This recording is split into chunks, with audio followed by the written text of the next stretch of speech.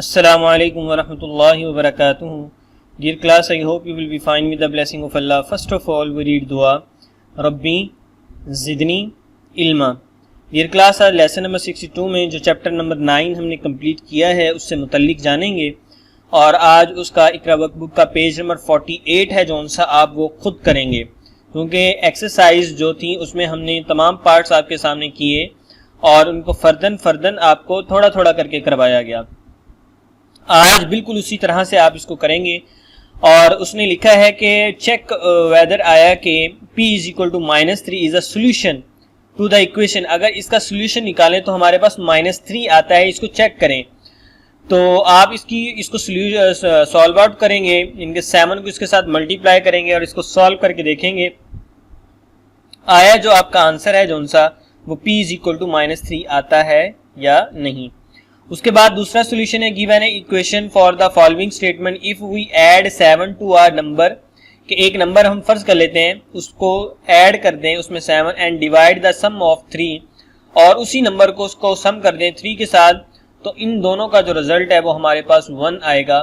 तो आप इसको हल करके देखेंगे और less than the result is 1 less than the number, और जो नंबर है उसका जो रिजल्ट है हमारे पास वो 1 से यानी कि लेस देन आएगा, यानी कि नेगेटिव नंबर आएगा। और इसके साथ ही ये दोनों सम्स हैं, इनको आपने क्रॉस मल्टीप्लिकेशन के साथ यानी कि 5 को इसके साथ मल्टीप्लाई करेंगे और सॉल्व आउट करेंगे दोनों को और यहाँ पे अननोन जो वेरिएबल एक्स उसकी वैल्यू निकालेंगे। इसके बाद आपके पास खाली जगह है, बहुत इंटरेस्टिंग है, बहुत ज़बरदस्त है। देखिए by which number should we multiply -8 to get 32 के -8 के साथ कौन सा ऐसा नंबर मल्टीप्लाई करना चाहिए कि हमारे पास पॉजिटिव का 32 आना चाहिए। बहुत आसान है, सोच के जवाब दीजिएगा इसका। इसके बाद 3 positive integer and 8 negative integers are multiplied के 3 पॉजिटिव नंबर हैं और 8 नंबर हैं जो उनसे वो नेगेटिव हैं, यानी कि नेगेटिव साइन के साथ हैं। उनको मल्टीप्लाई करने से जो आंसर है उसके साथ कौन सा साइन आएगा, माइनस का या प्लस का, आप ये खुद बताएंगे। बहुत आसान है।